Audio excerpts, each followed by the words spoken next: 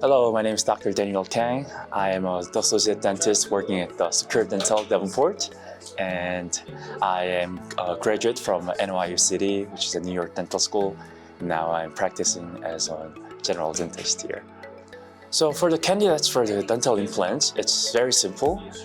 Anyone who's missing any teeth, any sort of the teeth, they are the possible candidate for the implants. Most importantly, it'd be nice if you can have some bones. So bones tend to stay longer when the extraction was freshly done or any sort of the teeth. So we don't recommend you to wait until you get the implants, but it's always better to have consultation or any idea about how things can go beforehand as well. So in terms of the bone-wise, first, age, sex, there are many factors that's playing.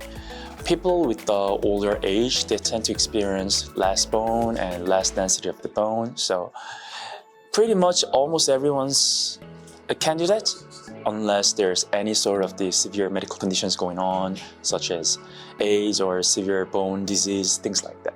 So first, one of the medical factors that plays for the bone healing is the diabetes, or smoking, or any sort of the autoimmune disease that can possibly interfere with the healing of the implants.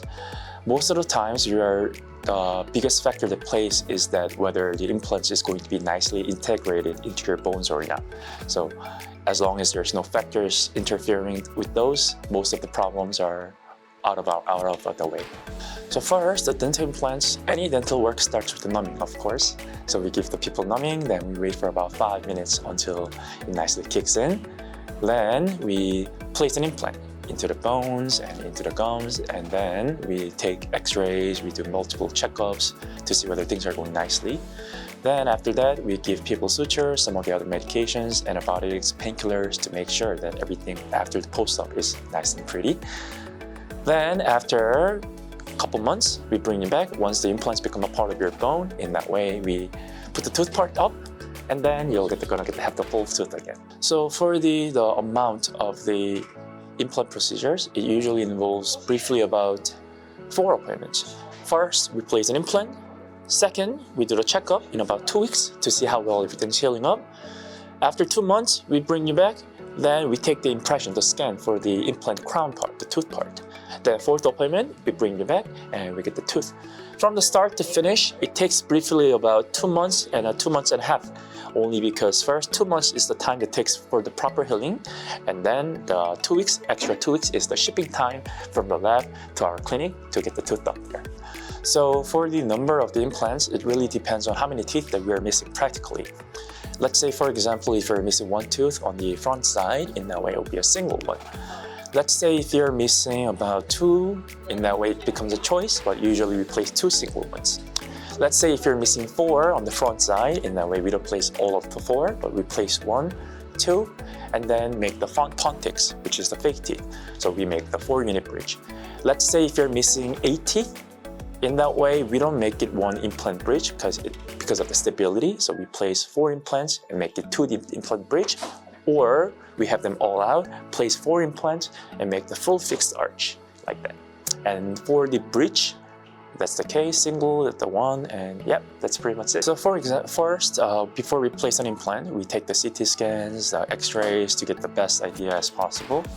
Then with those images, we pre-plan the implant phases, such as where we should place it, how many, and the angulations, all those details. Then after the consultation with the CTs and radiographs, we bring people back. Then we usually use the guide, 3D printed guide, and to ensure that we get the best angulations, best locations, and everything. Then after we place the implant, we take the digital scan, which is one of the most advanced technology these days. And with the digital scan, first, it's very quick.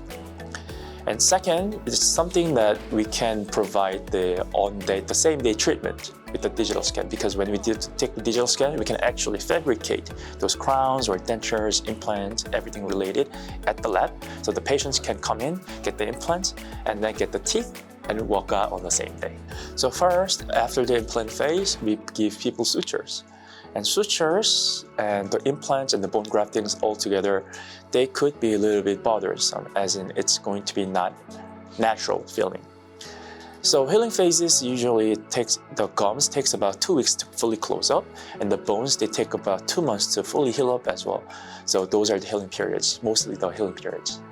So most of the times, most of the healings, and most of the discomfort, most of the swellings happen during that first 2 weeks when the gums close up. And it is normal that people can feel a little irritation and discomfort, but we usually say it as just like when you grow up, your knees get achy because there are some changes in your bone, just like that. Here, it will be achy because there are some bone changes, so those are something that we let people know as well. And for the proper healing, we always say that just like when you get a cut here, what you want to do is you don't want to do this, but rather you want to leave it alone. So we usually ask people to just let it sit, heal it nicely. So in order to maintain the implants as nice as possible, what we want to do is we like to treat it as one of your real teeth, pretty much.